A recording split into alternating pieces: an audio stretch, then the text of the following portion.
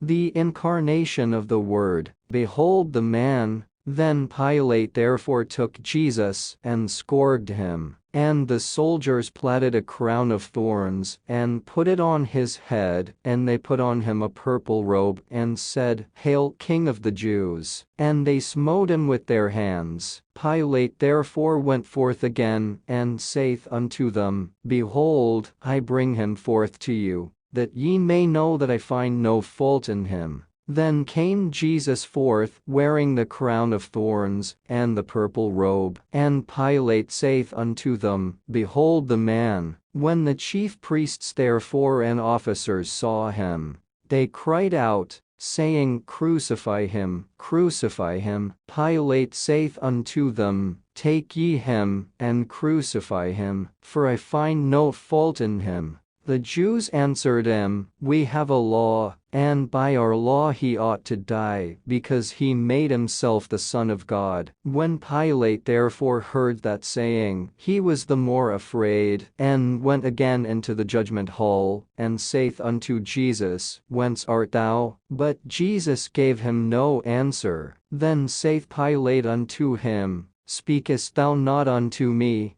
Knowest thou not that I have power to crucify thee, and have power to release thee? Jesus answered, Thou couldst have no power at all against me, except it were given thee from above. Therefore he that delivered me unto thee hath the greater sin. Pilate delivers Jesus to be crucified, and from thenceforth Pilate sought to release him. But the Jews cried out, saying, If thou let this man go, thou art not Caesar's friend. Whosoever maketh himself a king speaketh against Caesar. When Pilate therefore heard that saying, he brought Jesus forth, and sat down in the judgment seat in a place that is called the Pavement, but in the Hebrew, Golgotha. And it was the preparation of the Passover, and about the 6th hour. And he saith unto the Jews, Behold your king. But they cried out, Away with him,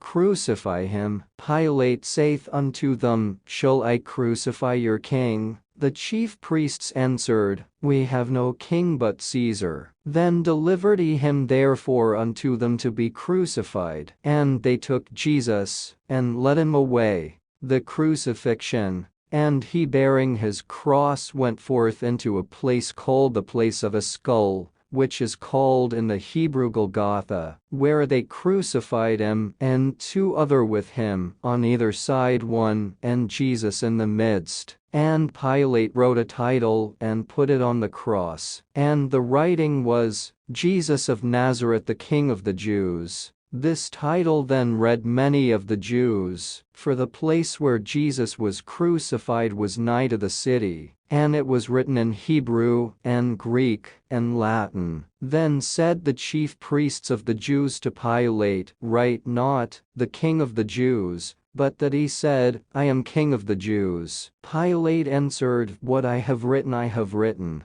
Soldiers cast lots for Jesus' garments. Then the soldiers, when they had crucified Jesus, took his garments, and made 4 parts, to every soldier a part, and also his coat. Now the coat was without seam, woven from the top throughout. They said therefore among themselves, Let us not rend it, but cast lots for it, whose it shall be, that the scripture might be fulfilled, which saith, They parted my raiment among them, and for my vesture they did cast lots. These things therefore the soldiers did. Jesus cares for his mother. Now there stood by the cross of Jesus his mother, and his mother's sister, Mary the wife of Cleophas, and Mary Magdalene. When Jesus therefore saw his mother, and the disciple standing by, whom he loved, he saith unto his mother, Woman,